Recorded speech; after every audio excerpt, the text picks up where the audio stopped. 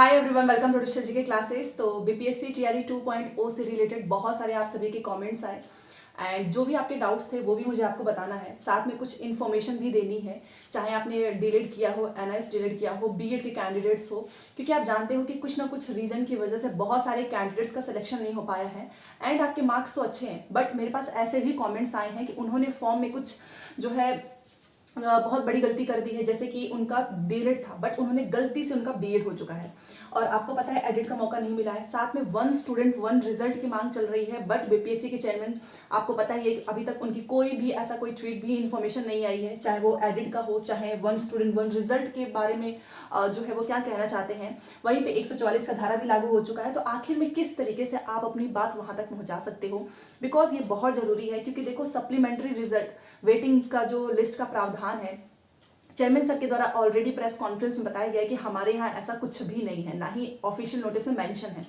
तो ये तो एकदम क्लियर हो जाना चाहिए आपको कि अब तो नहीं आने वाला है। तो आखिर में सारे जो 1,22,000 जो रिक्तियां हैं उस पर पूरे पे रिजल्ट आना चाहिए।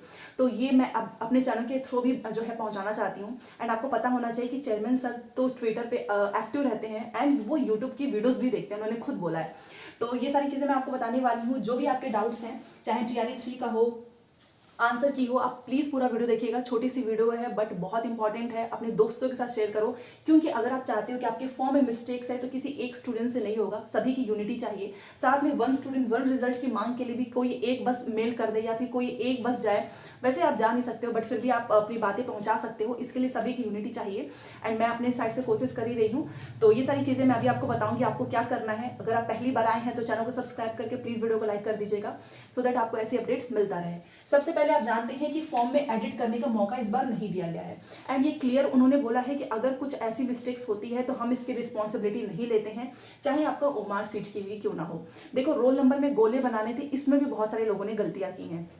आप सीधा सीधा समझ सकते हो कि अगर किसी ने ओमार सीट में मिस्टेक की है इतनी बार बताने के बावजूद भी, तो इसमें बीपीएससी जो है वो रिस्पॉन्सिबल नहीं है, ये आपको खुद भी ध्यान में रखना चाहिए। तो अब उसमें तो कुछ नहीं हो सकता है। सीधे सीधे उन्होंने बोला था कि हम मैनुअली थोड़ी ना किसी का करने जाएंगे, जो जिसका मैच नहीं होगा वो बाहर हो जाएगा, बट ये एडिट वाले में देना चाहिए क्योंकि इन्होंने खुद भी इतने संशोधन किए हैं। अब मान लो कि किसी साइबर कैफे में गए और वहां पे उनकी मिस्टेक की वजह से आपका डीलेट की जगह पे बीएड हो गया और आपने 1 to 5 का एग्जाम दिया है, तो आप सीधे सीधे बाहर हो जाओगे जब मैच होगा डीबी के समय। तो एडिट का मौका सबको मिलना चाहिए। अब आप वहां पे जा नहीं सकते हो कार्यालय में, क्योंकि वहां पर जो है 144 का धारा लागू हो चुका है। आप 100 मीटर के दायरे में इकट्ठे भी नहीं हो सकते हो। मतलब इन्होंने पूरा इस बार मन बना लिया है कि रिजल्ट जारी होगा, बहुत सही समय पर होगा, 15 जनवरी तक, और उसके बीच में हम कोई डिस्टर्बेंस नहीं चाहते हैं जैसा कि पिछली बार हुआ। तो अब इसमें आपके पास 2 रास्ते हैं, या तो आप ईमेल कर दीजिए, ईमेल के थ्रू आप अपने सारे मैसेज वहां तक पहुंचाइए, या फिर आप ट्विटर अगर यूज करते हो तो वहां पर आप उनको टैग कर दीजिए। इस तरीके से आपकी बात वहां तक पहुंच जाएगी। देखो, एडिट का मौका इसलिए भी मिलना चाहिए क्योंकि आपका फॉर्म एकदम सही है, बस आपने कुछ गलत डिटेल्स भर दी। कोई भी डिटेल हो सकता है वो, चाहे आपका नाम हो, कोई भी कॉलेज का हो, कोई आपकी डिग्री हो, कोई भी जैसे कि बहुत सारे कैंडिडेट्स मेरे पास मैसेज करते हैं कि उन्होंने जो है मार्क्स ही गलत भर दिया है। देखो, मार्क्स से उतना कोई इफेक्ट नहीं होगा, बट अगर आपने डिग्री में आपने कोई ब्लंडर किया है तो ये आपको एडिट करने का मौका मिलना चाहिए। और मे भी अभी देखो डीवी तो स्टार्ट नहीं होगा ना, रिजल्ट के बाद आपके उनके पास समय होगा, तो अगर वो चाहें तो एडिट का मौका दे सकते हैं, जिससे कि आप भी सेफ रहो। क्योंकि आपके मार्क्स किसी के 70 हैं, किसी के 80 हैं, बट कुछ ना कुछ मिस्टेक की वजह से उनके अंदर ये डर है। तो ये एक रास्ता है, ईमेल करो, ट्वीट करके उनको टैग करके अपनी बातें वहां तक पहुंचा सकते हैं। बाकी आप वहां जा नहीं सकते हो क्योंकि 144 का धारा लागू है। दूसरी चीज, ये डिलेट से रिलेटेड जो है डिटेल्स, आज उसकी लास्ट डेट है, आपको पता है। तो आपने एनआईएस किया है, आपने डिलीट किया है, सारी डिटेल्स आप जरूर भर देना। देखो, इसमें ऐसा नहीं है कि अरे आप तो डिलीट हैं, आपको थोड़ी ना बाहर किया जाएगा, आप सभी को भरना है। ये प्रायोरिटीज है क्योंकि वहां से वो सारी इन्फॉर्मेशन लेना चाहते हैं। मान लो किसी ने एनआईएस किया है और अगर उसने गलती से 18 की जगह पे 24 मंथ कर दिया, तो इसमें भी आप कुछ ऐसा मत करना, क्योंकि बहुत सारे फेक कैंडिडेट्स भी ऐसा करते हैं। पिछली बार आपने देखा होगा जो सीटेट फेल थे वो भी जो है पास वाली डिग्री एडिट करके लेके चले गए। अभी सोचो, फर्जी अभ्यर्थी पकड़े जा रहे हैं, जो नौकरी कर रहे थे वहां से पकड़े जा रहे हैं। बीएड वालों की नौकरी मिल गई थी, फिर अब उनको बाहर किया जा रहा है। इसमें कोई गलत इन्फॉर्मेशन मत देना। आपकी जो भी डिटेल्स है आप उसके अकॉर्डिंग फॉर्म जरूर फिल करो, और ये प्रायोरिटीज है और क्लियरली बोला गया है, अगर आपने ये नहीं भरा तो रद्द कर दिया जाएगा आपका रिजल्ट। तो आज ये काम कर लो।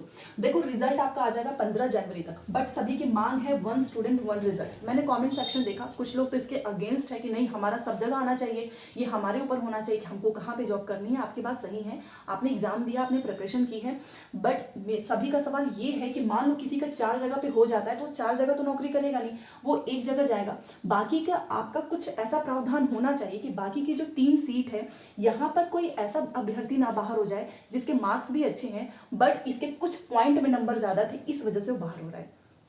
इसलिए सबकी मांग है, ये ऐसा नहीं है। देखो इस बार क्या है ना कि आपने देखा होगा कि टीआरई 2 में भी बहुत सारे कैंडिडेट्स ऐसे हैं जिनका 1 का सप्लीमेंट्री का रिजल्ट आया है। इवन बहुत सारे ऐसे भी कैंडिडेट्स हैं जो कि ऑलरेडी 7 फेज पास हैं बट उनको अच्छा लोकेशन नहीं मिला, अपने घर के आसपास नहीं मिला, इस वजह से भी उन लोगों ने अप्लाई किया है, तो वो ऑलरेडी एक जॉब में है। तो सबका कहने का मतलब ये है कि पिछली बार आपने अलग गेम कर दिया, आपने ये बोला कि जितना भी बच जाएगा हम 1 नहीं 2 नहीं 3 वेटिंग लिस्ट निकालेंगे, बट आपने यहाँ पर एक ही निकाला, वो भी 2000 के आसपास। यहाँ पर 1 स्टूडेंट 1 रिजल्ट से क्या होगा कि किसी ने 1 to मान लो किसी ने 6 to 8 में भी भरा है, 9 से 10 में भी, 11 से 12 में भी, अगर आपका सिलेक्शन हो जाता है तो भी आप 11 से 12 में जाएंगे। क्यों? क्योंकि ऑब्वियस ही बात है, कोई नीचे तो आएगा नहीं, सैलरी भी अच्छी है, वहाँ पे आपको अपने आगे के बारे में भी सोच सकते हो। आप क्यों आओगे 6 to 8 में?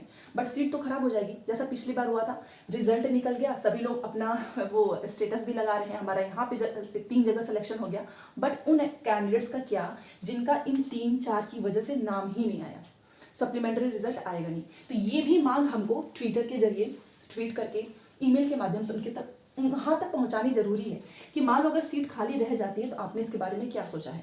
क्योंकि देखो अगर ये फिर से 3 से 4 जगह रिजल्ट निकाल देंगे तो फिर से वही चीज़ें होंगी, बहुत सारी सीटें खाली रह जाएंगी और ये इसको जोड़ देंगे टीआरई 3 में, जैसा कि इस बार हुआ है। सप्लीमेंट्री रिजल्ट इन्होंने निकाला बहुत कम, जो सीटें बच गई हैं बस नाम के लिए हो जाएगा 3, और अगर इस बार भी ऐसा हुआ तो एक और आ जाएगा टीआरई 4।